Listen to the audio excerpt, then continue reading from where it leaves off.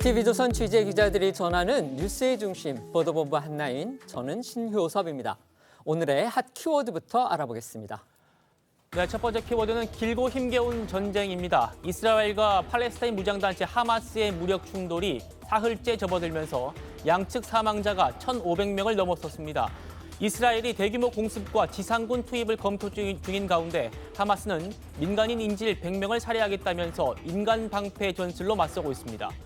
두 번째는 6개월 승부입니다. 내년 4월 10일 치러지는 총선이 꼭 6개월 앞으로 다가왔습니다.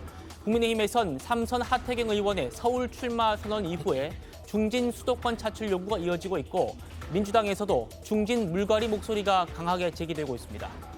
3번 키워드입니다. 내일 누가 웃을까? 서울 강서구청장 보궐선거 본투표가 내일로 다가왔습니다. 사전투표율이 역대 최고인 22.64%를 기록한 가운데 여야 6명의 후보들은 유세 마지막 날인 오늘까지 지지층 결집을 위해 총력전을 벌이고 있습니다. 네, 투표 해킹 가능하다. 국정원이 오늘 가상 해커를 선관위 시스템에 침투시켜본 결과 선거 결과에 영향을 미칠 수 있는 해킹이 가능한 것으로 확인됐다고 발표했습니다. 국정원은 다만 이 같은 조사 결과를 과거 제기된 선거 관련 의혹과 결부시키는 건 경계해야 한다고 했고 선관위도 기술적 해킹 가능성만으로 실제 선거 결과 조작 등의 부정선거를 실행하는 건 불가능하다고 반박했습니다. 네, 다음 키워드는 마지막 감사입니다. 21대 국회 마지막 국정감사가 오늘부터 시작이 됐습니다. 상임위별로 24일간 791곳을 대상으로 실시되는 이번 감사에서 여야는 내년 총선을 앞두고 주도권을 잡기 위해 치열한 공방전을 펼칠 걸로 보입니다. 마지막은 김행을 어쩌나 지난 5일 인사청문회 도중 여당 의원들과 함께 중도 퇴장했던 김행 여가부 장관 후보자 처리 문제를 놓고 여야가 대립하고 있습니다. 야당이 이른바 김행랑 방지법까지 발의하며 자진 사퇴를 요구하고 나선 가운데 여권은 일단 여론 추이를 지켜본다는 입장입니다. 첫 번째 이슈로 가보겠습니다. 영상부터 확인하시죠.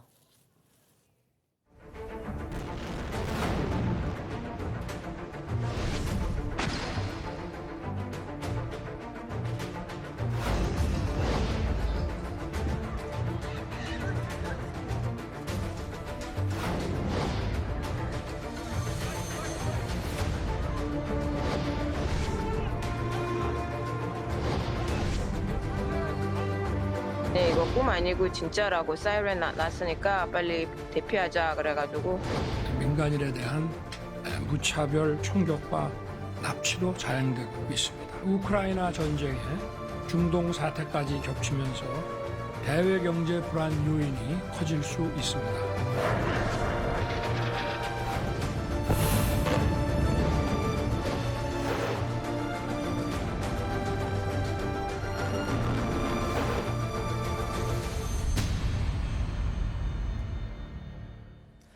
팔레스타인 무장정파 하마스의 이스라엘 기습 공격으로 촉발된 양측의 무력 충돌로 국제 정세가 요동치고 있습니다. 우리 정부도 이번 사태의 여파에 촉각을 곤두세우고 있는데요. 윤석열 대통령이 직접 나서서 오늘 국무회의에서 철저한 대응을 지시했습니다. 그렇습니다. 윤 대통령은 이스라엘과 또 하마스의 이번 무력 충돌이 자칫 국제 분쟁으로 더 확대될 가능성이 있다고 진단하면서 특히 우리 경제의 불안 요인이 더 커진 것에 우려를 표했습니다. 고물가, 또 이자 부담 증가 등으로 국민들에게 부담이 가중되지 않도록 경제부총리에게 철저한 대응을 주문을 했고요. 또 외교부에는 우리 교민과 또 여행객의 안전 대책을 철저히 준비하라 이렇게 지시하기도 했습니다. 윤 대통령 발언 들어보시겠습니다. 중동 지역의 무력 분쟁과 전쟁은 국제 유가 상승을 불러오고 비용 상승 인플레이션으로 우리 국민들의 물가 부담을 가중시켜 왔습니다.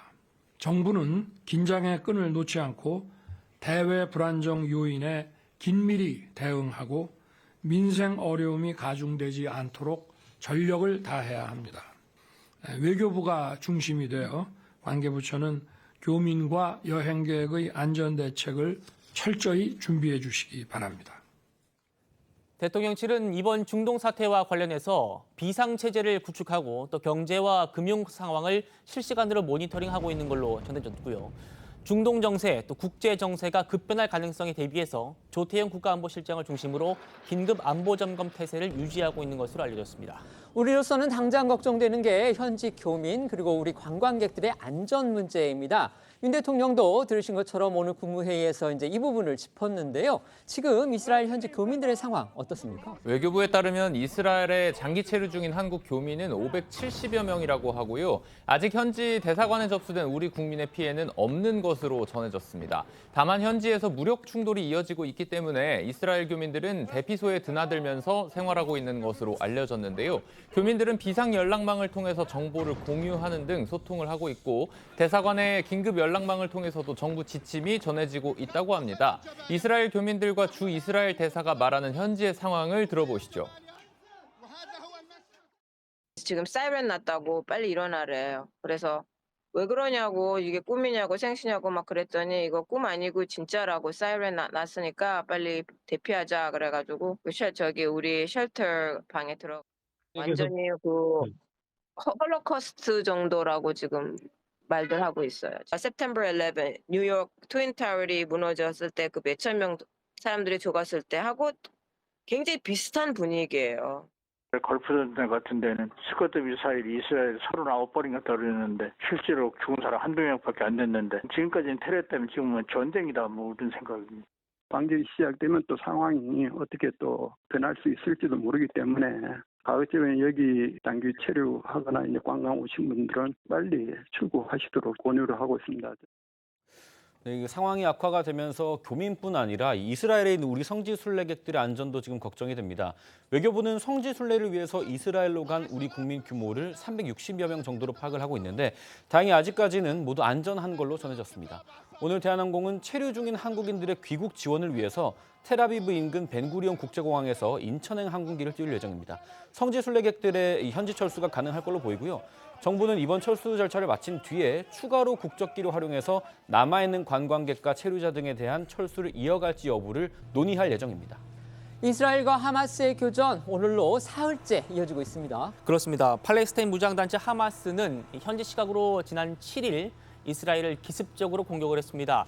이날은 유대교 안식일이었는데요. 하느님이 천지를 창조할 때 제7일에 쉬었다는 데서 유래한 날로 이날은 모든 유대인들이 일을 멈추고 쉬어야만 하는 그런 날입니다.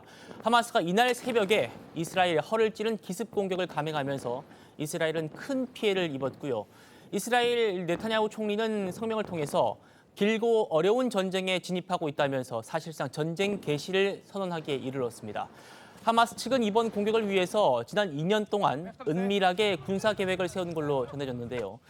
외신들은 하마스 측이 팔레스타인 가자지구 노동자들이 일자리에만 관심 있고 전쟁은 벌이려고 하지 않는 것처럼 치밀한 기만 작전을 벌여왔고 이스라엘을 방심 빠뜨리면서 기습 공격에 성공했다 이렇게 분석을 했습니다. 가장 우려스러운 거 역시 이제 무고한 민간인의 피해가 지금 커지고 있다는 겁니다. 네, 이번 무력 충돌로 이스라엘과 팔레스타인 양측의 사망자가 최소 1,500명에 달하고 있다고 하는데요.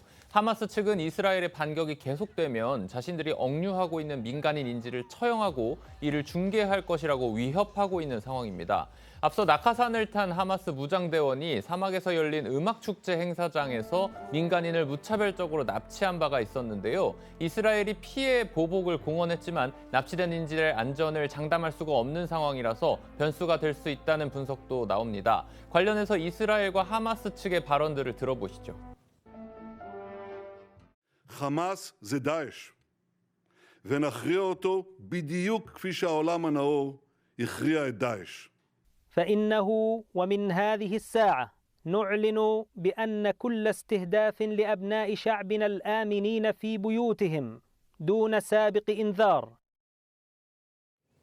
자, 현재 가자지구 안에 붙잡힌 인질은 최소 150명으로 알려졌고요. 애초에 하마스가 민간인들을 이른바 인간 방패로 사용하기 위해 계획적으로 끌고 갔다는 비판도 나오고 있습니다. 저 인간 인질에는요 지금 뭐 이스라엘 사람들뿐만이 아니고 이스라엘 사람들도 문제지만 그 이스라엘의 관광은 그 외국인들도 포함이 돼 있기 때문에 이게 지금 국제 문제화가 되고 있는 그런 상황입니다. 하마스 측의 기만술에 허를 찔렸다고 하지만요 그 이스라엘이 자랑해온 요격 시스템이 있죠. 바로 아이언돔인데 이게 이번에 하마스가 발사한 그 로켓에 속수무책으로 뚫리면서 지금 충격이 큽니다. 네, 맞습니다. 이스라엘은 미국의 도움을 받아서 국경 방위 시스템에도 상당한 공을 들여왔는데요. 말씀하셨던 아이언돔이 대표적인 예시입니다.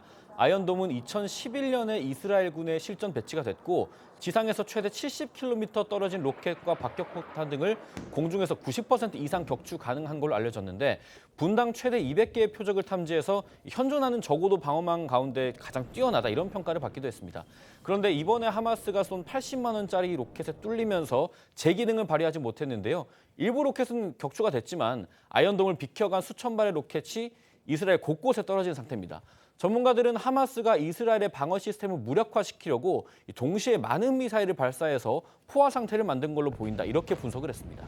이스라엘 내에서의 평가는 조금 다른 의견도 나오고 있는 듯합니다. 외신을 보면은요, 이제 이스라엘이 그나마 이 아이언돔이 있었기 때문에 텔아비브 같은 그런 큰 도시들은 그나마 무사했다. 지금 이런 얘기도 나오고 있다고 합니다. 어쨌든지 간에 이번 무력 충돌을 보면서 이 아이언돔하고 유사한 무기 체계를 개발 중인 우리 군, 북한의 공격에 제대로 대응할 수 있을까? 이런 걱정 나오는 게 사실입니다. 그렇습니다. 우리 군은 이 3조 원 가까운 예산을 투입을 해가지고 한국형 아이언돔으로 불리는 이 요격 체제를 개발 중입니다.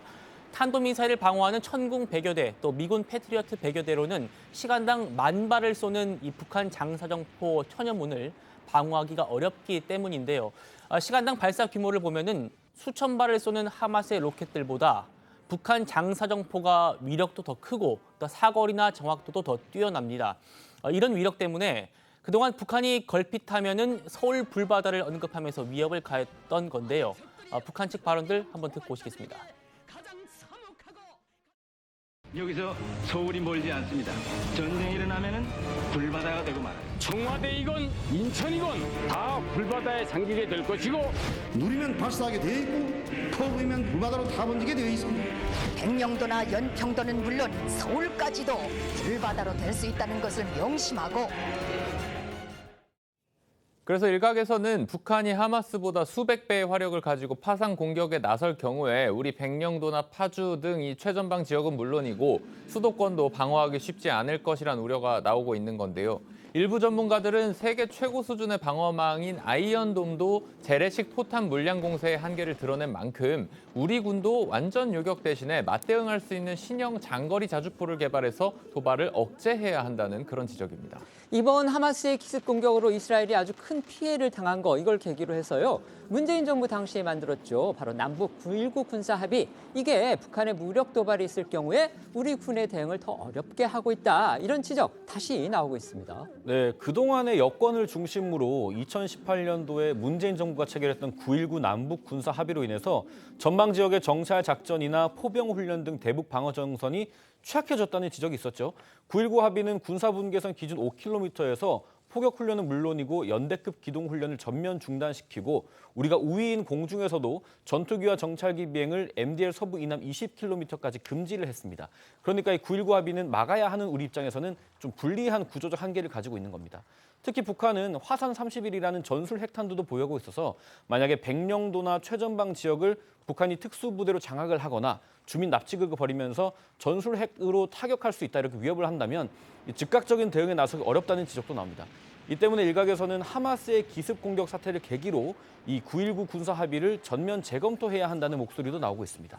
급기야 신원식 신임 국방부 장관이 오늘 9.19 남북 군사 합의의 효력 정지 필요성 이걸 지금 공식 언급하면서 정부가 과연 앞으로 어떤 조치를 취할지 이게 주목됩니다. 그렇습니다. 신 장관이 오늘 오전 취임한 뒤에 기자실을 방문했는데요. 여기서 9.19 남북 군사 합의의 효력 정지를 언급을 했습니다.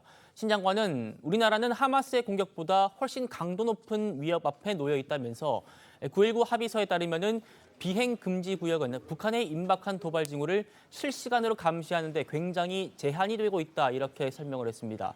그러면서 하마스의 이번 이스라엘에 대한 기습 공격은 9.19 합의의 효력을 정지해야 하는 그 필요성을 더욱 높여주는 계기가 됐고 효력 정지는 국무회의의 의결만 있으면 되는 걸로 보고받았다 이렇게 말을 했습니다. 이런 가운데 하마스가 북한제 무기를 소지한 정황, 이것도 지금 보도가 되면서 국제사회 우려가 지금 커지고 있습니다. 네, 미국 자유아시아 방송 보도인데요. 군사 전문 블로거 워 누아르가 SNS에 올린 게시물을 인용했습니다. 하마스 대원 일부가 북한제 유탄 발사기를 무기로 사용한 정황이 포착됐다는 겁니다. 이 군사 전문 블로거는 가자지구 현지 사진을 게재하면서 하마스 알카삼 여단 대원 중에 한 명이 북한에서 제작된 F7 로켓을 갖고 있다고 분석했는데요. F7은 로켓 추진 유탄 발사기입니다. 북한은 여러 차례에 걸쳐서 하마스에 무기를 제공해왔다는 의혹을 받아왔지만 공식적으로 입증되거나 북한이 아직 사실을 인정한 적은 없습니다.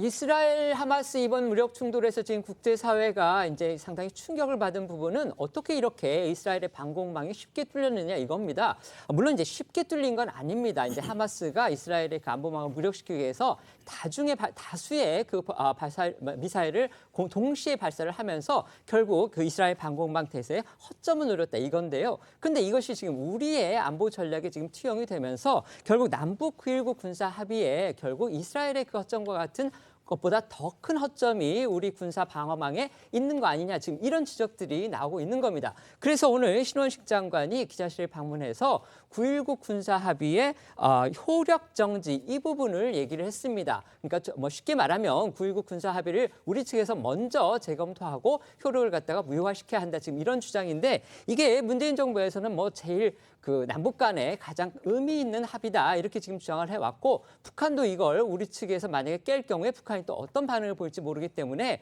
9.19 남북 군사 합의의 재검토 문제가 또 다른 남북 간의 중요한 핵심 쟁점으로 부각될 가능성 남북 간뿐만이 아니고 우리 내부 여야 간에도 굉장히 큰 쟁점이 될 가능성이 지금 뚜렷이 보입니다. 자, 이거 어떻게 보십니까?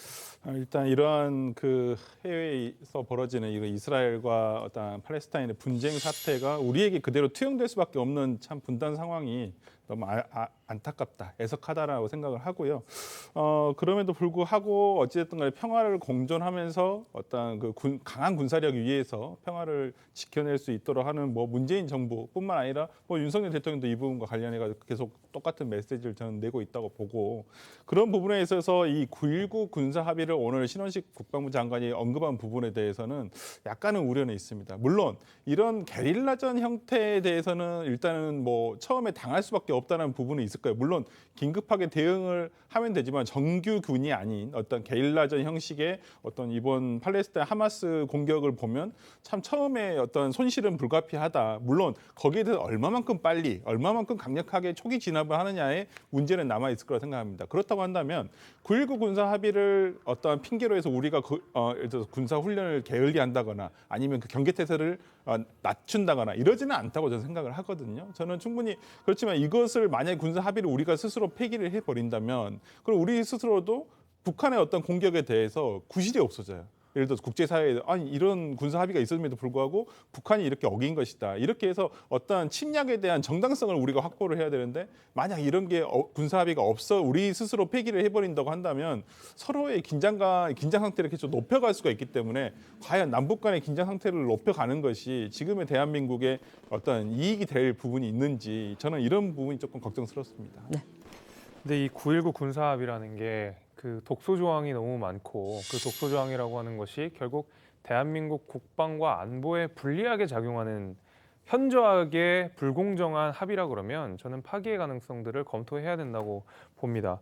특히 이제 9.19 군사 합의 내용들 가운데서 이번에 특히 제가 주목하는 부분들은 초소의 문제거든요. 9.19 군사 합의에 따르면은 양쪽 모두가 초소를 줄이기로 되어 있는데 대한민국은 실제로 초소를 줄였지만은 북한이 초소를 줄였는지는 전혀 확인이 안 됩니다. 저는 줄였을 거라고 생각하지 않는데 이번 아이언돔이 무력화되는 사건을 보다시피 우리가 군사적으로 질적 우위에 있다 하더라도 양적 우위로 갑자기 밀어닥치게 되면 사실 무력화될 가능성이 있거든요. 뭐 90%의 요격을 자랑한 아이언돔 역시도 이렇게 한 번에 무너질 수 있다 그러면 실제로 초소도 적은 우리 상황에서 질적으로 아무리 우리 군이 우수하다 하더라도 양쪽으로 밀어붙이는 북한군에 대해서 대응하기가 대단히 어려워질 가능성이 전 높다고 생각합니다.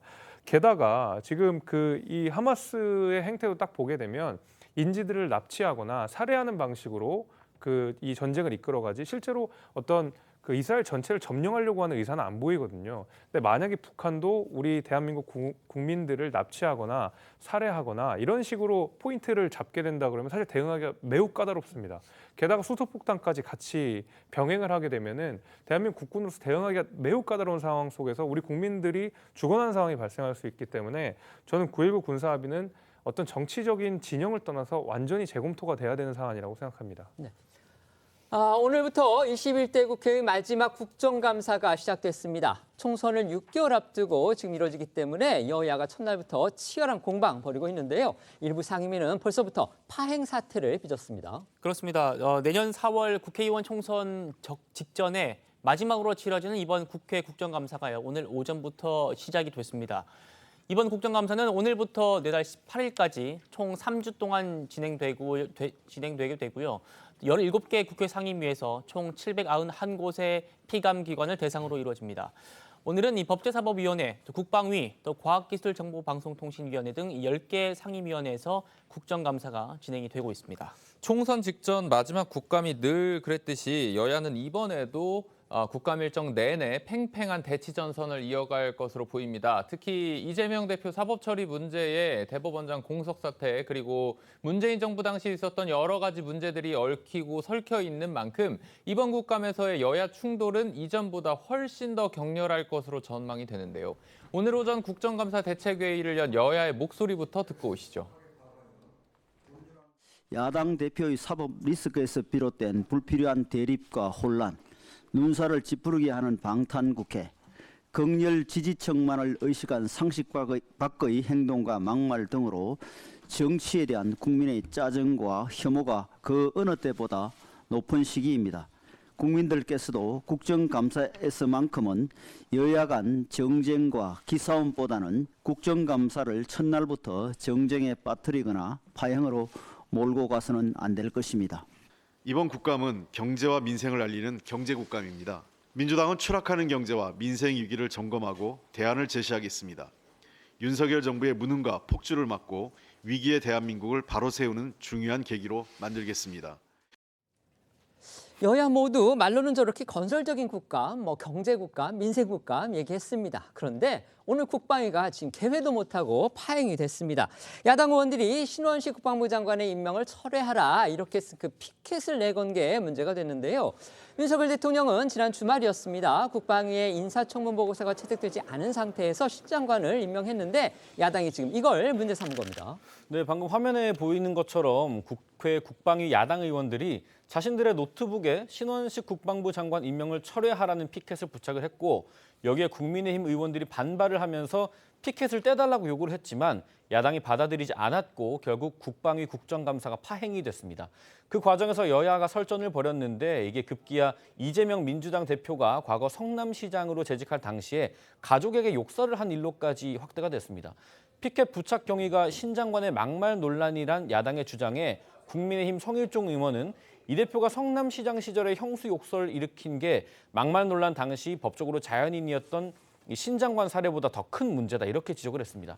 오늘 오전 국방위 상황을 영상으로 한번 보시죠.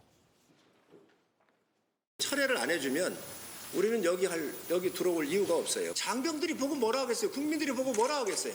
국민들은 신원식 장관 후보자의 그런 막말을 아직도 이해를 못해요. 그리고 그때 사과는 했지만 사안별로 진정 어리게 사과하도록 요구했는데 사안별로 하지 않았죠. 진정성도 그렇고. 신원식 장관 막말 얘기하는데 그 얘기로 하면 우리는 할 얘기 없겠어요? 성남시장 하면서 형수 쌍욕한 사람도 있어요. 여기 왜 거기 나와요? 장관은 자연인일 때 얘기한 거예요. 장관이 사과를 충분히 했습니다. 여러 번 얘기했습니다. 그런데 지금 임명된 장관을 임명 철회를 하라고 하는 거는 이 회의를 안 하겠다는 겁니다. 지금. 국방위 감사 오후에는 재개될 수 있을지 이게 궁금합니다. 네, 국방위는 오후에도 좀 회의 진행이 어려울 걸로 보입니다. 기자들과 국민의힘 성일종 의원이 만났는데 여야 합의 없이는 속개되지 않는다, 추가 협의는 없다면서 피켓에 대한 사과를 야당이 안 하고 있기 때문에 사과가 이뤄지지 않는 이상 국방부 국감에 응할 수 없다는 입장입니다. 오늘 가장 주목이 됐던 상임위, 바로 대법원장 없이 대법원 국감이 진행되는 법사위였습니다. 지금 법사위 상황 어떻습니까? 네, 지난 6일이었죠. 이균용 대법원장 후보자 임명 동의안이 과반 의석을 가진 민주당의 반대로 국회 문턱을 넘지 못하고 부결되면서 오늘 대법원의 국정감사는 이례적으로 사법부 수장, 대법원장 없이 진행이 되고 있습니다.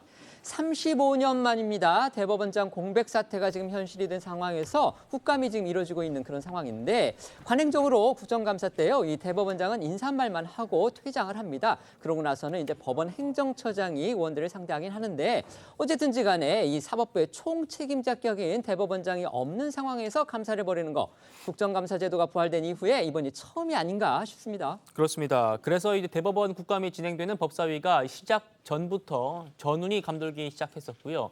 국감 시작과 함께 대법원장이 모두 발언에 나섰던 그런 과거 전례와 달리 이번에는 권한 대행을 맡은 안철상 대법관이 단상에 올라서 인사말을 하는 그런 이례적인 상황도 벌어졌습니다. 단상에 오른 안 대법관 좀 긴장하기도 했는데요. 잠시 들어보시겠습니다.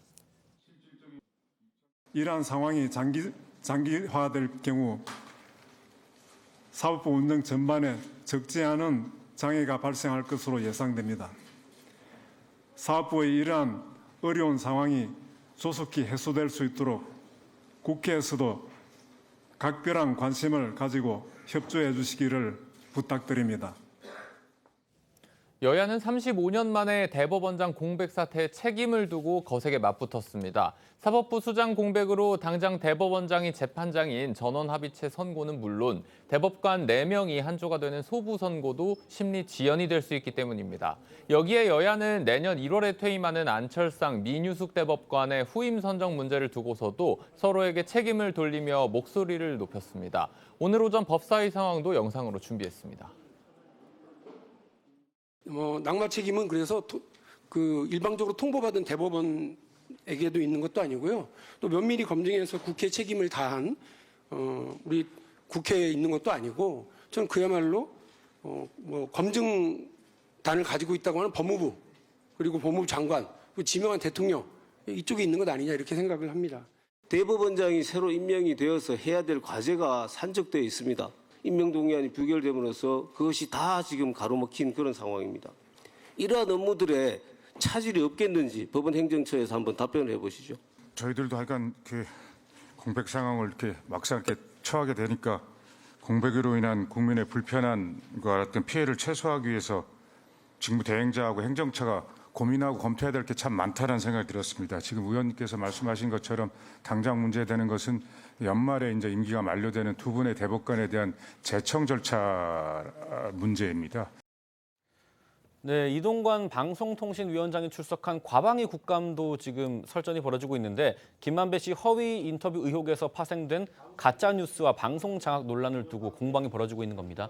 이동관 방통위원장은 오늘 인사말을 통해서도 가짜뉴스가 정교하게 조직이 돼서 중대한 사회 문제로 대두되고 있다면서 가짜뉴스 근절을 위한 종합계획을 연내에 수립하겠다고 밝혔습니다.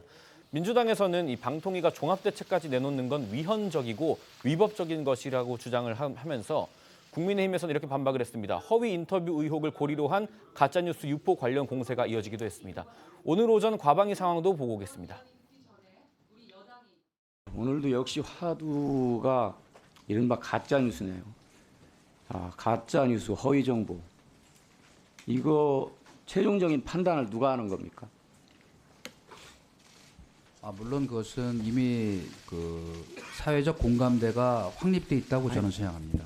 아니, 가짜뉴스냐 아니냐, 허위정보냐 아니냐를 누가 판단하는 거냐, 최종적으로. 일단은 심의기관에서 판단할 수 있고, 법원이 최종 판단하죠. 최종적으로는 그렇겠습니다만은 그 뉴스 타파 사건에서 명백히 드러났듯이 그것을 저희가 악의적이고 허위 조작 뉴스라고 규정한 이유는, 자, 그것도 검찰에서 기소만 했을 뿐이지, 그게 법원의 판결을 받은 게 아니에요. 그리고 그것을 방통위가 나서면 안 되는 거예요. 아닙니다. 왜 방통위가 그걸 냈습니까? 그거는 저는 너무 행정력의 자, 그러면은 나중에 어쨌든 그게 만약 방통위가 위법적이고 우연적인 행위를 했으면은 다 책임을 지셔야 합니다. 책임지겠습니다. 예, 좋습니다. 책임지시겠다고 하셨습니다. 네, 보신 것 외에도 여야는 국토교통위 또 외통위 같은 이 국감에서도 대치 상황을 이어가고 있습니다. 외통위 국감에서는 일본 후쿠시마 오염수 방류를 두고 여야 의원들이 충돌을 했는데요. 민주당은 런던 의정서 당사국 총회에서 정부가 일본 편만 들었다 이렇게 주장을 한 반면에 국민의힘은 현재 지금 상황으로서는 이 오염수 방류와 관련해서 아무런 안전 문제가 없다면서 민주당이 비과학적인 주장만 한다 이렇게 반박을 했습니다. 국토교통위원회 국정감사에서는 김건희 여사 일가의 특혜 의혹이 있는 서울 양평 고속도로 사업을 두고 여야의 충돌이 이어졌습니다. 여야가 예상대로 국정감사장 곳곳에서 오늘이 첫날인데도 아주 치열한 공방을 벌이고 있습니다. 특히 이제 국방부 국감 아까 저희가 상황 보여드렸는데 열리지도 못하고 지금 파행이 돼버렸습니다. 지금 이 상황에 대해서 패널들께서는 어떻게 평가하시는지 모르겠습니다. 먼저 말씀해 주시죠.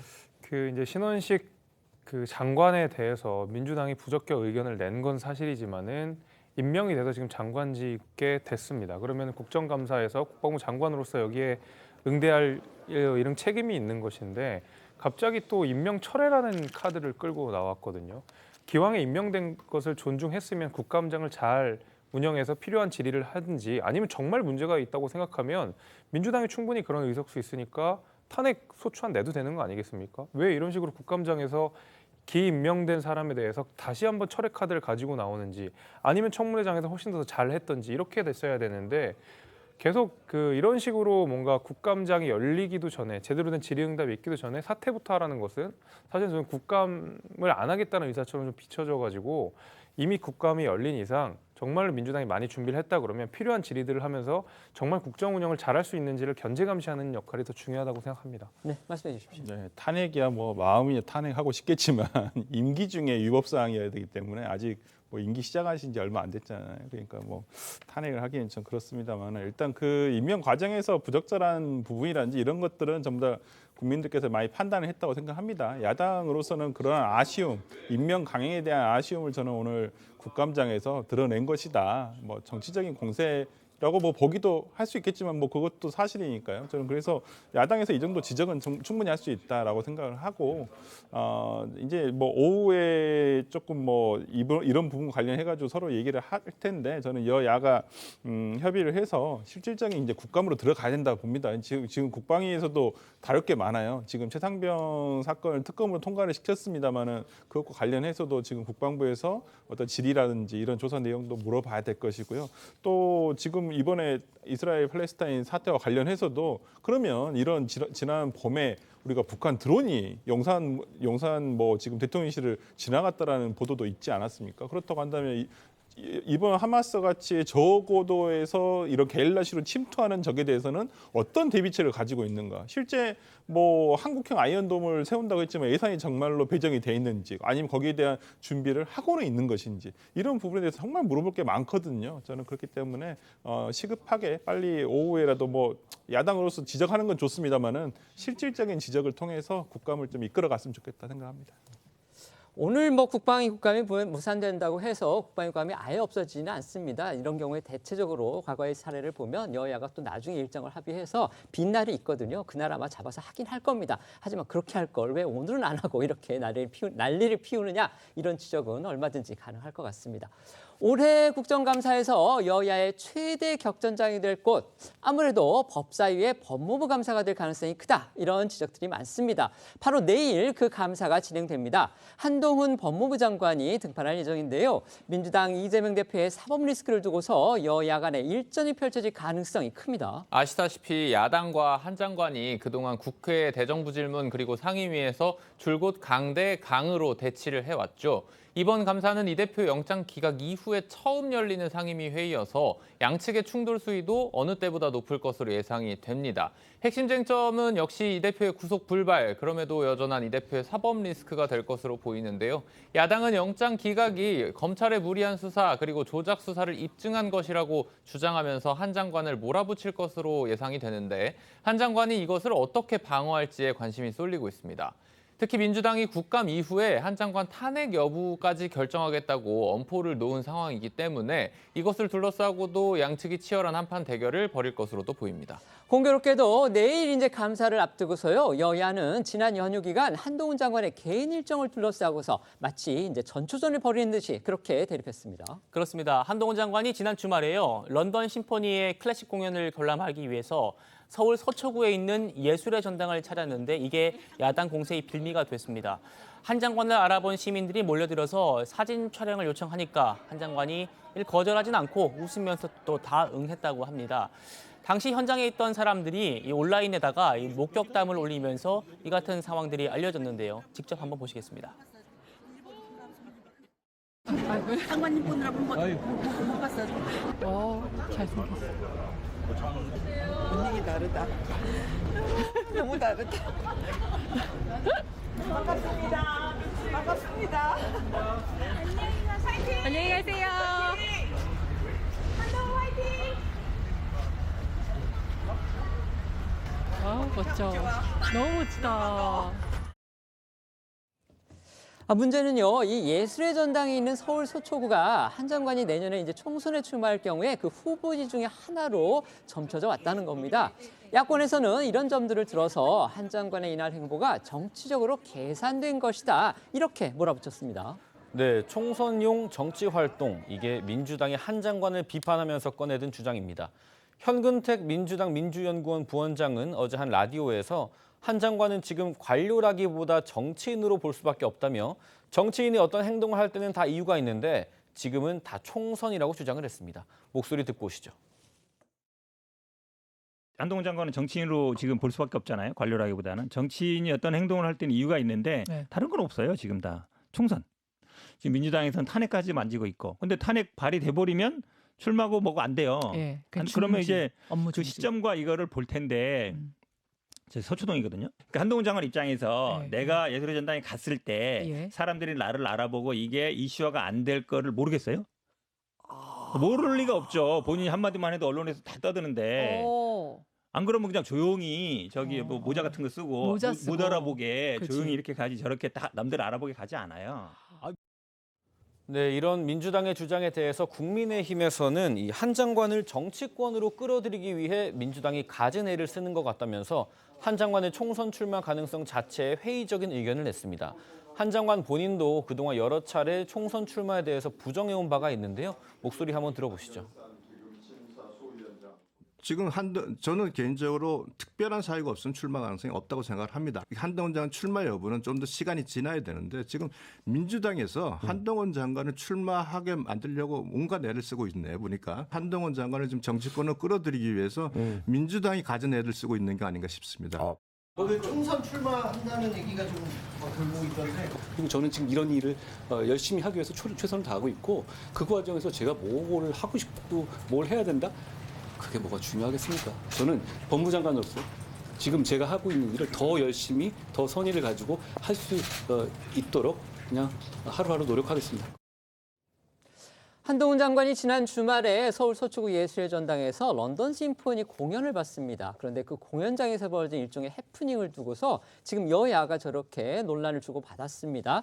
한 장관이 어떻게 보면 저건 순수한 개인 일정인데 그걸 가지고서도 지금 야당이 문제를 삼은 겁니다. 어떻게 평가하십니까? 글쎄요, 뭐 본인 집이 또 그쪽 근처라서 강남 쪽이나 이쪽이라서 뭐 오해를 받고 있는 것 같은데 그러면 한동훈 장관 앞으로 어디 식사도 못 하시겠어요? 여의도 오면 영등포구, 그다음에 여기 광화문에 드시면 중구에서 출마한다는 얘기가 들릴 것 같아서 저는 좀 과한 해석이라고 봐요. 뭐 취미 활동을 하는 거에 대해서 무슨 정치적으로 해석할 필요가 있을까? 또 실제 보니까 보도를 보니까 6월에도 예술전당에 또 공연 관람을 하러 가셨다고 하더라고요. 그러니까 저는 과한 해석이다 보고 저는 개인적으로 지금 한동훈 장관이 내년 총선 출마를 하기는 쉽지 않겠다라는 생각이 듭니다. 특히나 이재명 대표에 대한 영장 기각이 난 이후로 법무부 장관이 도대체 이거 뭐 한 거냐. 보수 지금 지지층 내에서도 약간 그런 회의론이 지금 일고는 있거든요.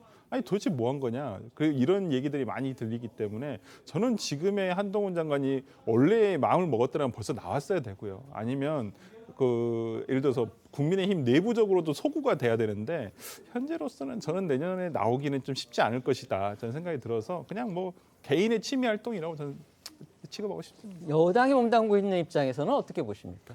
일단 뭐 공연장에 무슨 정치인이기 때문에 저렇게 다 티를 내고 갔다라는 식의 말은 동의하기 어려운 게 보통 뭐 예술의 전당에서 클래식 공연을 볼 때 모자 쓰고 마스크 쓰고 가지는 않지 않습니까? 대개는 잘 차려입고 가는 것이 뭐 또 클래식 공연을 보는 예의 범절이기도 하고요. 그래서 저는 개인적인 일정들을 소화해냈는데 오히려 민주당이 여기에 대해서 과도하게 예민하게 의미를 부여하고 해석하고 저는 그러고 있다고 봅니다. 오히려 한동훈 장관을 마주했을 때 껄끄러운 것이 민주당이기 때문일 거라고 저는 보고 있는데요. 한동훈 장관의 말에 저는 우리가 신뢰를 가져야 된다고 생각합니다. 한동훈 장관 스스로가 법무부 장관으로서 해야 될 역할이 분명히 있다라고 이야기를 했고 그것을 완수하는 것이 윤석열 정부의 성공에도 본인에게 주어진 역할이기 때문에 저는 한동훈 장관의 말에 선의가 있다고 보고 그 말대로 아마 법무부 장관의 임기를 소임을 다하는 것이 우선적으로 두는 옵션이 아닐까라고 생각이 됩니다. 네. 법무부와 관련해서 지난 연휴 기간 언론의 도마에 오른 논란거리가 또 있습니다. 바로 민주당 박범계 의원입니다. 직전 법무부 장관이죠. 당시에 쓴 그 해외 출장비 관련한 의혹들인데요. 과다 지출은 물론이고 축소 보고 이런 의심까지 받고 있습니다. 네, 문재인 정부 마지막 법무부 장관을 지냈던 박범계 의원이 장관 재임 시절에 미국 출장을 다녀온 후 출장 경비를 축소 보고했다는 의혹에 휩싸였습니다. 민주당이 한동훈 장관의 미국 출장 비용을 공개하라고 공세를 펴자 법무부가 해당 내역을 공개하면서 전임 장관들의 출장비까지 모두 공개했는데요. 전임 법무부 장관이었던 박범계 의원의 출장 경비를 놓고 과다 지출과 축소 보고 논란이 불거진 겁니다. 한 장관의 출장비를 문제 삼았던 사람, 바로 국회 법사위 소속인 민주당의 김의겸 의원이었죠. 맞습니다. 지난달 국회 법사위에서 전 현직 법무부 장관의 출장비 공개를 놓고 김의겸 의원과 한동훈 장관이 설전을 벌였는데요. 먼저 당시 모습부터 보고 오겠습니다. 밥값에 대해서 말씀을 지금 못 하시니까 이렇게 피해 가시는 거 아닙니까? 밥값을 뭘 못 하겠습니까? 의원님, 저는 생각이세요? 출장 갈 때 지난 정부 장관들보다 수행원도 줄였고 액수도 60%에 맞췄습니다. 또 지난 정부. 그런 지난 정부 아니면 이승만 정부랑 비교를 합니까? 제가 적정한 시간에 공개할 텐데요. 나중에 보시면 유류비도 올라가고 비행값도 올라갔지만 제 총액이 훨씬 적을 겁니다. 저 공개할게요. 공개 바로 하는데 그 대신에 지난 정부에 있던 법무부에 있었던 다른 정부도 있지 않습니까? 공개청 같이 해주시면 아니요, 지겹지 않아요. 아니, 같이 공개를 하겠습니다. 한 비교해 봐주시면 누가 제대로 썼는지를 금방 아실 수 있을 것 같아요. 자, 이런 국회에서의 공방전 또 일부 시민단체의 소송 제기 끝에 결국 법무부가 전현직 장관 이 두 사람의 출장비를 공개하게 된 겁니다. 법무부 자료에 따르면은 한동훈 장관의 주장처럼 실제로 박범계 전 장관보다 한 장관의 출장비 총액이 훨씬 적었습니다. 한 장관은 2022년 6월 워싱턴과 뉴욕을 7박 9일 일정으로 다녀왔고요. 박범계 의원은 2021년 11월 하루 더 짧은 6박 8일 일정으로 역시 워싱턴과 뉴욕 출장을 다녀왔습니다. 자, 한 장관 일정이 하루 더 긴데도 출장 비용은 4,800만 원이었고요. 박 전 장관의 일정은 1억 710만 원 수준이었습니다. 이렇게 차이가 난 그 원인은 뭡니까? 표면적으로 볼 때는 출장 인원이 원인인 걸로 보입니다. 박 전 장관 때는 당시 장관을 포함해서 모두 12명이 갔고 한 장관 때는 4명이 갔습니다. 출장 인원이 이렇게 차이가 난 데는 한 장관은 형사사법 쪽에 포커스가 맞춰졌다면 박 전 장관은 처음부터 통일, 대테러 초청 강연 등 강연이 좀 광범위했던 게 영향을 준 걸로 보입니다. 그런데 앞서 말씀드린 것처럼요, 이 박 전 장관의 경우에는 출장비의 축소 공개, 엄밀히 말하면 출장비 허위 보고 이런 의혹까지 지금 제기되고 있습니다. 이건 또 어떻게 된 일입니까? 네, 우선 이 공무원은 해외 출장을 다녀오면 출장 인원과 비용 등 각종 정보를 국외 출장 연수 정보 시스템에 보고하도록 체계가 마련돼 있습니다. 그런데 박 전 장관이 다녀온 출장 보고서에는 아까 말씀드렸던 12명이 아니라 절반이 6명만 다녀온 걸로 돼 있고 출장비 역시 약 6,800만 원으로 4천만 원 가까이 축소돼서 기록이 돼 있습니다. 자, 특히 누락된 인원에는요, 문재인 정부에서 국립외교원장을 지냈던 이 김준형 한동대 교수도 포함된 걸로 파악이 됐습니다. 김 교수는 항공료와 숙박비는 자신이 부담했다면서도 체재비 명목으로 106만 원을 받았다는 게 이게 드러났는데요. 그러니까 김 교수가 언론에 다른 출장 일정으로 미국에 간 거고 자문료 등 명목으로 받은 돈이다 이렇게 밝히기도 했습니다. 그런데 박 의원은요, 그러니까 박 전 장관입니다. 국외 출장 연수 정보 시스템뿐만이 아니고 국회에도요 수행 인원 그리고 출장비를 축소한 그런 답변 자료를 제출한 것으로 또 확인이 됐습니다.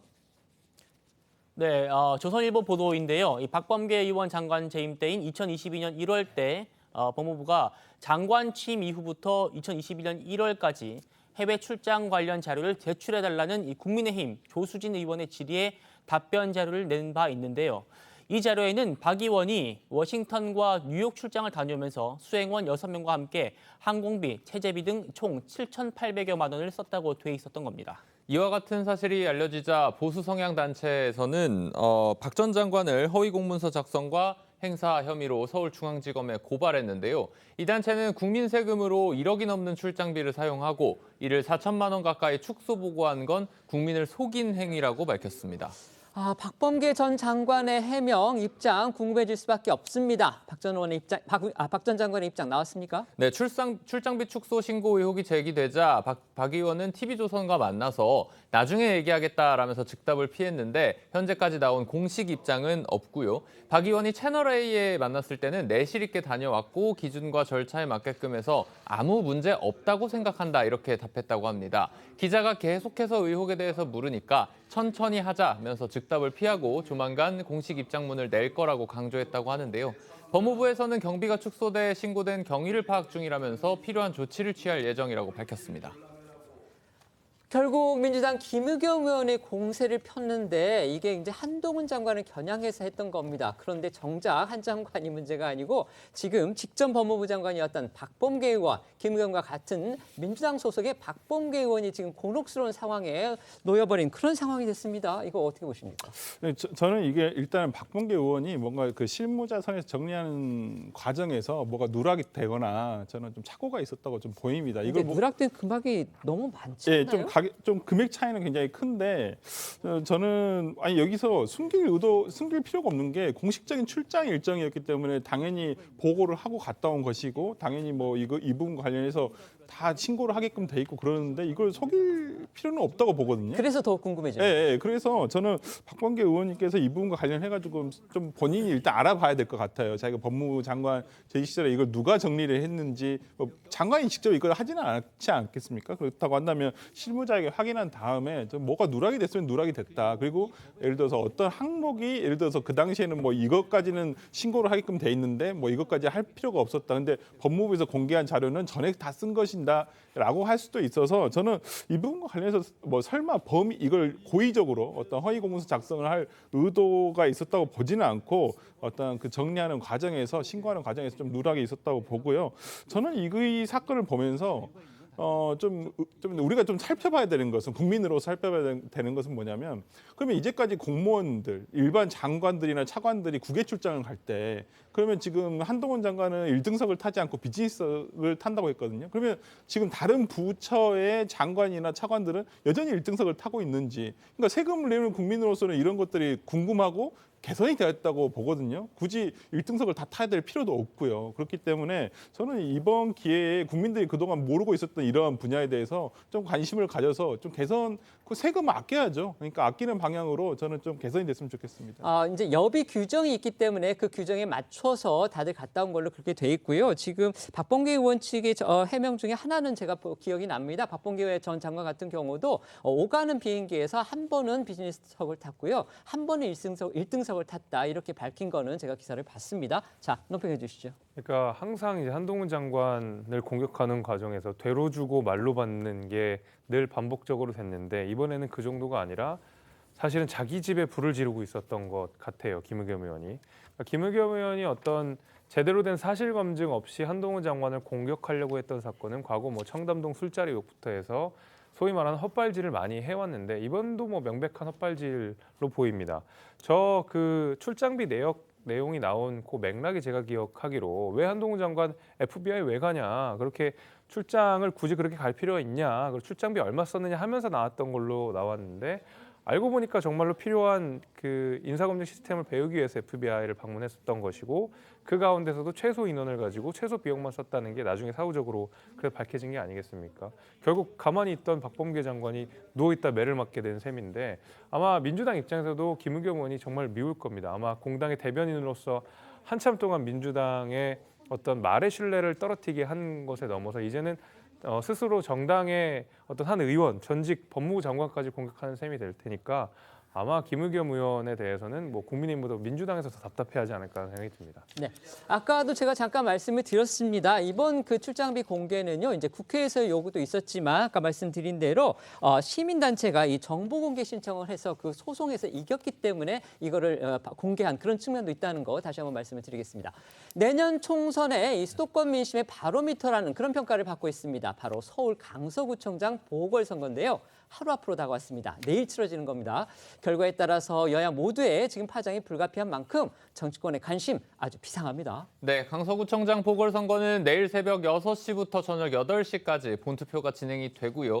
지난 6일과 7일 이틀 동안 진행됐던 사전투표에서는 투표율 22.64%로 역대 재보궐선거와 지방선거를 통틀어 최고치를 기록하며 높은 관심을 그대로 보여줬습니다. 당초 출사표를 던진 후보는 총 7명이었는데 6번 우리공화당 이명호 후보가 사전투표를 앞두고 2번인 국민의힘 김태우 후보와 단일화에 합의하면서 사퇴를 했습니다. 그래서 현재 후보는 총 6명입니다. 1번 민주당 진교훈 후보는 진짜 일꾼을, 2번 국민의힘 김태우 후보는 힘 있는 구청장을 내세웠습니다. 정의당을 포함해 군소정당에서도 적극적으로 후보를 냈는데요. 3번 정의당 권수정 후보는 일하는 구청장, 4번 진보당 권혜인 후보는 젊은 강서를 강조했고 5번 녹색당 김유리 후보는 첫 번째 기후구청장, 7번 자유통일당 고영일 후보는 발로 뛰는 구청장을 내세웠습니다. 후보들의 목소리를 이어서 들어보시겠습니다.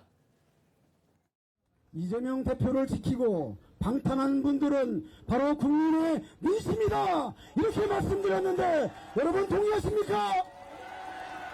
집권 여당의 힘있는 후보 김태호가 행정지원 모두 끌어와서 여러분들의 오래된 주택을 쾌적한 환경으로 만들어 놓겠습니다. 소박한 요구를 이 현실로 만들기 위해서 양당의 틈바구니에서 진정성을 가지고 실현시켜왔던 정의당 앞으로도 힘내겠습니다. 자, 특히 집권당인 국민의힘 또 제1야당 민주당은 지도부는 물론이고 중진들까지 거리 유세 총출동하면서 이번 선거에 사활을 걸고 있습니다. 단식 투쟁의 여파로 20일 넘게 입원 치료를 받았던 이재명 대표가요, 퇴원 후에 곧바로 유세 현장을 찾았습니다. 김기현 대표도 연일 거리 유세의 모습을 보이고 있습니다. 그렇습니다. 이재명 대표 이번 21일 만인 어제 오후에 퇴원을 했는데요. 그 길로 곧바로 이 진교훈 후보의 지원 유세장으로 향했습니다. 지팡이를 짚고 유세 차량에 오른 이 대표, 이번 선거가 단순히 지자체장 한 명을 뽑는 그런 선거가 아니라 정권에 대한 경고다 이렇게 규정을 했습니다. 반면에 국민의힘 김기현 대표는 야권의 정권 심판론에 선을 긋고요. 지역 발전을 위해서는 힘 있는 여당 후보를 뽑아야 한다고 연일 강조하고 있습니다. 지도부는 물론이고 선대위 상임 고문인 안철수 의원까지 총출동해서 김태우 후보에 대한 막판 지지를 호소하고 나섰습니다. 정의당 이정미 대표 역시 권수정 후보 유세에 힘을 보탰는데요. 남탓 공방만 하는 정쟁에서 벗어나 지역의 일꾼이 될 후보를 뽑아달라고 강조했습니다. 유세 전에 발벗고 나선 각 당 대표들의 목소리도 들어보겠습니다. 집으로 가는 길에 잠깐 들렀습니다. 국민 주권의 민주공화국은 껴있는 국민들의 행동만이 국가가 국민을 위해 존재한다는 것을 증명할 것입니다. 여러분이 이를 행동으로 증명해 주시겠습니까?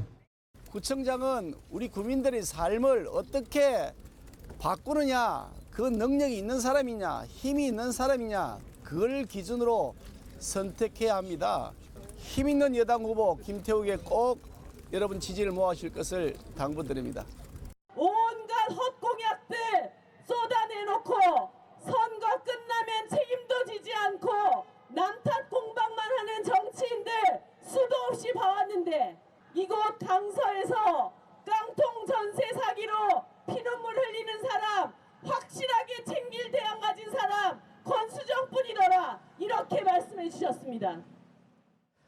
이재명 대표의 경우에 이제 저 정도 활동을 했다, 결국 사실상 당무에 복귀했다 이렇게 봐도 될 것 같습니다. 국민의힘에서는요, 이 대표의 유세 지원에 대해서 별로 그렇게 좋은 평가 내놓지 않았습니다. 그렇습니다. 이 대표가 앞서 보신 대로 퇴원 후에 처음으로 갔던 일정이 강서구청장 보궐선거 지원 유세였습니다. 이 자리에서 일성으로 우리 안에 작은 차이를 넘어서자 이렇게 얘기했는데 사실상 당내 통합으로 해석되는 발언이어서 눈길을 끌었습니다.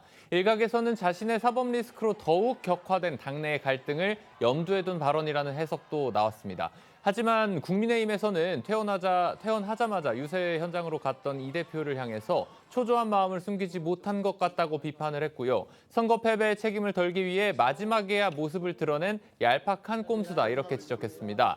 특히 김기현 대표는 이 대표가 건강을 회복해 야당으로서 정상적 기능을 해야 한다라고 당부를 했고요. 이 대표에게 벌써부터 만나자고 제안을 해왔는데 계속 안 만나려고 도망가고 있다. 내가 무섭긴 무서운가 보다라고 비판하기도 했습니다. 이 대표의 퇴원 후 첫 공개 발언을 들어보시고 김기현 대표의 목소리까지 이어서 보시죠. 우리 안에 작은 차이를 넘어서서 부족하고 억울한 게 있더라도 잠시 제쳐두고 저 거대한 장벽을 우리 함께 손잡고 넘어갑시다, 여러분. 빨리빨리 건강을 회복하셔서 야당으로서의 정상적인 기능이 될 수 있도록 활동하시기를 바랍니다. 앞서도 전해드렸듯이요. 이번 강서구청장 보궐선거는 이제 역대 최고라는 사전투표율, 이것만 봐도 열기가 얼마나 높은지 알 수가 있습니다. 여야 모두 이 같은 이제 높은 사전투표율이 서로 자신한테 유리하다 이러면서 지금 엇갈린 해석 내놓고 있습니다. 그렇습니다. 신유만 기자가 전해드린 대로 지난 6일과 7일 이틀 동안 진행된 이 강서구청장 보궐선거 사전투표율은 22.64%를 기록했습니다. 역대 지방선거 또 재보선 선거를 통틀어도 가장 높은 수치입니다. 지방선거 중 가장 높았던 지난해 지방선거 사전투표율이 20.62%였고요. 역대 재보궐선거 중에 가장 높았던 2021년 재보선 사전투표율이 20.54%였습니다. 당 지도부가 나서서 사전투표를 적극 독려했던 민주당은 윤석열 정권에 대한 심판이라는 이번 선거에 국민들이 부응해준 결과다 이렇게 반색을 했고요. 반면에 국민의힘은 야당의 강경 노선에 염증을 느낀 유권자들이 움직이기 시작했다 이렇게 주장을 했습니다. 여권 성향의 지지층이 결집한 것은 물론 중도 무당층도 대거 나섰다면서 긍정적으로 평가를 했습니다. 높은 사전투표율에 대한 여야 평가 이어서 들어보시겠습니다. 거의 동단위로 쪼개고 다 세분화를 시켜서 선거 유세를 하고 있었거든요. 그 정도로 총력전을 펼쳤던 건 역대 선거에서 보지 못했던 거라 그러니까 끌어낼 수 있는 표들이 결집돼서 나타났다 생각합니다. 아무래도 김태우 공천에 대한 강서 주민들의 반발이 그렇게 작지 않습니다. 물론 보수층도 결집했다고 봐야 됩니다만 민주당에게 유리한 투표율이다 이렇게 해석하는 것이 합리적이라고 봅니다. 여야가 이번 강서구청장 보궐선거에 이렇게까지 사활을 걸고 있는 이유, 역시나 이 결과에 따른 파장이 클 수밖에 없는 그런 상황 때문일 겁니다. 어느 쪽이든 지는 쪽은 이제 지도체제가 위기를 맞을 수도 있다, 이런 전망까지 나오고 있습니다. 네, 이번 강서구청장 보궐선거는 국민의힘 김기현 지도부와 민주당 이재명 지도부가 맞붙는 첫 선거라는 점에서 여야의 신경전이 고조되는 측면이 있습니다. 내년 4월 10일에 치러질 22대 총선이 앞으로 6개월 앞으로 다가온 상황에 이번 선거가 수도권 총선의 전초전 성격이란 평가를 받고 있는 점도 열기를 더하고 있습니다. 그만큼 이 선거 결과에 따른 여야 정치권의 파장도 클 수밖에 없는데요. 네, 먼저 국민의힘의 경우에는 이번 선거에서 승리를 한다면 김기현 지도부의 장악력이 더욱 굳건해질 것으로 보이고 패배를 한다면 총선을 앞두고 수도권 위기론이 다시 점화될 가능성이 큽니다. 다만 강서구가 사실상 민주당 텃밭으로 분류가 되기 때문에 패배를 하더라도 박빙 승부를 펼친다면 국민의힘 입장에서는 선전했다는 평가를 받을 수도 있습니다. 민주당의 경우에서는 이번 선거에서 승리를 할 경우에 구속영장 기각으로 구속 위기에서 벗어난 이 대표에게 큰 힘이 될 것으로 전망이 되는데요. 패배를 한다면 이 대표 책임론, 나아가 이 대표 사퇴론까지 다시 불거질 수밖에 없고 그렇게 되면 친명계와 비명계가 다시 강하게 충돌하면서 당내 갈등이 고조가 될 수 있겠죠. 내일 이제 본선거 치러집니다. 지금 국민의힘에서는 어떻게 전망을 하고 있습니까? 그 강서구 같은 경우에는 재개발 이슈가 굉장히 큰 지역이고 김포공항 때문에 가장 많은 피해를 보고 있는 지역이기도 합니다. 결국에는 여당으로서 발휘할 수 있는 행정력을 통해서 재개발 대상지들을 빠르게 재개발하고 또 고도 제한 등을 이제 완화하는 방식이 아마 강서구에 사시는 주민분들의 가장 큰 수건이자 염원일 거라고 생각합니다. 그 가려운 데를 풀어줄 수 있는 것이 바로 여당이고 국민의힘이기 때문에 강서구에 계신 특히 이제 자가를 소유하신 분들, 그러니까 투표에 굉장히 민감하게 이익 투표를 하시는 분들 같은 경우에는 실제로 지금 여론조사가 약간 국민의힘이 뒤처져 있다 하더라도 적극적으로 나서서 표심을 좀 결집시키면 여당 프리미엄이 최대한 발휘될 수 있는 선거임도 틀림없다 이렇게 말씀드릴 수 있겠습니다. 네. 네. 민주당은 어떤가요? 뭐 일단 분위기가 괜찮다고 봅니다. 일단은 작년에 지방선거 이후에 뭐 투표를 할 수 있을 만한 선거가 한 번도 없었어요. 그렇지만은 이번 강서구청 청장 보궐선거를 통해서 어찌 보면 정말 일부분이죠. 대한민국에서 정말 일부분이지만은 정말 투표를 할 수 있는 기회가 생겼다는 부분에서 정말 이 윤석열 정부에 대한 어떤 1년간의 평가를 저는 담았다고 보고요. 지금 뭐 여권에서는 조직력이 열세다 뭐 그렇게 얘기를 합니다만은 저는 이건 핑계라고 생각밖에 안 돼요. 왜 그러냐면 그러면 지난 지방선거에서 오세훈 시장은 강서구에서 얼마나 많은 퍼센트 차이로 이겼고 지난 뭐 김태우 구청장을 뺏긴 것만 해도 당시에도 이 민주당 3분 전부 다 현역 의원이었어요. 그때 당시라고 조직력이 앞섰다고 한다면 당연히 그때도 이겼어야 정상이죠. 그렇지 않았다라는 것은 서울은 어찌 보면 이러한 기류, 어떤 바람, 그다음에 그 당시의 여론 이런 것들이 가장 많이 반영이 된다고 저는 보기 때문에 저는 이번 결과가 어찌 보면 민심이 반영된 투표라고 보고 그런 이유는 뭐냐면 지금 강서구의 유권자가 51만입니다. 근데 투표 지금 참여율이 22%예요. 사전 투표율이 사전 투표율이. 네. 그러면 벌써 한 12만 명 정도가 했다는 거예요. 이게 민주당 다 조직표일까요? 저는 여야의 조직을 다 합쳐도 12만 명 못 된다고 생각하거든요. 그렇다고 한다면 뭐 조직표도 있겠습니다만은 오히려 이번 투표를 통해서 윤석열 정부가 더 이상 이대로 가면 안 된다. 견제를 해야 된다라는 어떠한 민심이 충분히 반영됐다고 봅니다. 과거 선거를 보면 사전 투표율이 높다고 해서 뭐 본 투표율 그러니까 전체 투표율이 꼭 높았다 이런 공식이 성립되지는 않습니다. 어쨌든지 간에 내일 투표 상황 어떻게 되는지는 또 내일 방송에서 전해드리도록 그렇게 하겠습니다. 지금부터는 어쩌다 이런 일이 코너로 이어가겠습니다. 두 번째는요. EDM도 통했다입니다. 가수 임영웅 씨의 모습이 보이는군요. 네, 가수 임영웅 씨가 어제 오후 6시 각종 음원 사이트에 새 디지털 싱글 Do or Die를 발표했습니다. 신곡을 공개한 지 3시간 만에 국내 최대 음원 사이트인 멜론을 비롯해 지니와 벅스에서까지 1위에 오르며 음원 강자의 면모를 보여줬는데요. 특히 임영웅 씨의 이번 신곡 그간의 이미지와 다른 빠른 템포의 일렉트로닉 댄스 뮤직, 일명 EDM인데요. 흔히 전자음악이 사용된 댄스 음악으로 널리 알려진 장르죠. 새로운 장르에 도전해서 성과를 거둔 임영웅 씨는 어제 팬카페를 통해 처음으로 도전하는 EDM 곡인데 이번에 팬 여러분들과 신나게 뛰어놀 수 있는 곡을 하자 그런 생각으로 시작했던 곡이 EDM이 되고 댄스곡이 됐다 이렇게 설명을 했습니다. 또 발매 3시간 만에 차트 1위를 하게 돼서 감격스럽다라고도 밝히면서 이 노래를 들으면서 신나는 마음 감추지 말고 같이 미친 듯이 놀아보자 이렇게 덧붙였는데 어떤 곡일까요? 뮤직비디오를 직접 만나보시죠.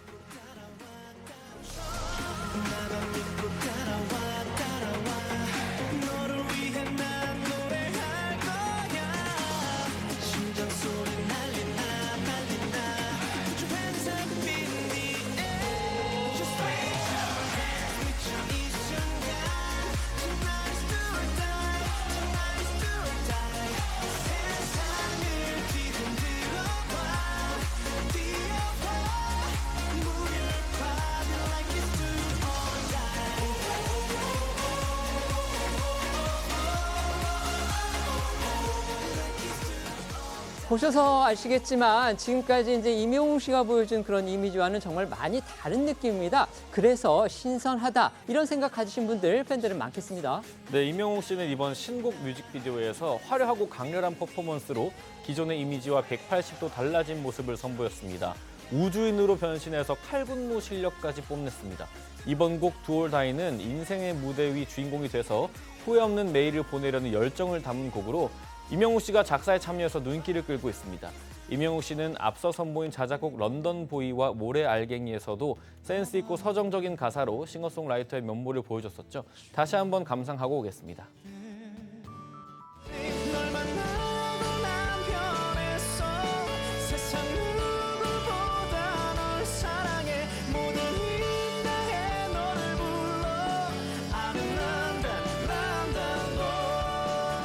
언제라도 그런 발자국을 내어줘요. 그렇게 편한 숨을 쉬듯이 언제든 내 곁에 쉬어가요. 있던 내 맘에 쉬어가요.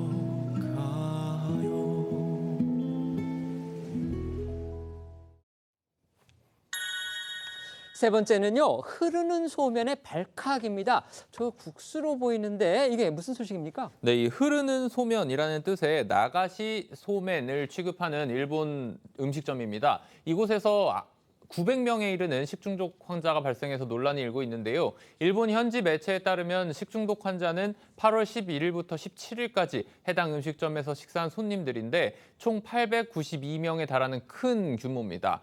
1살부터 80살까지 다양한 연령대에서 발생했다고 하고요. 이들 중에 22명은 복통과 발열, 구토 증상으로 입원까지 했는데 중증 환자는 없었고 현재는 모두 회복된 상태로 알려졌습니다. 흐르는 소면, 지금 뭐 화면을 보니까 저렇게 물에 소면이 흘러다니는 아마 그런 데 같은데요. 이 나가시 소면이라고 하죠. 우리나라 관광객들도 일본에서 많이 찾는 그런 음식이라고 합니다. 그런데 이런 일이 벌어졌군요. 네, 나가시 소면은 대나무를 반을 잘라서 만든 수로에 물과 소면을 함께 흘려보내서 여러 사람이 젓가락으로 소면을 건져서 간장 육수에 찍어 먹는 독특한 방식의 일본식 여름 별미입니다. 이 음식은 우리 관광객들도 많이 찾는 메뉴라서 주의를 요하고 있는데요. 국내 유명 여행 유튜버도 지난해 일본에서 이 나가시 소면을 파는 음식점을 방문해서 화제가 되기도 했습니다. 영상 한번 보겠습니다. 이번에도 잘 건질 수 있을까요? 今流しそうめんできますか? 좀 빨리 나오겠네.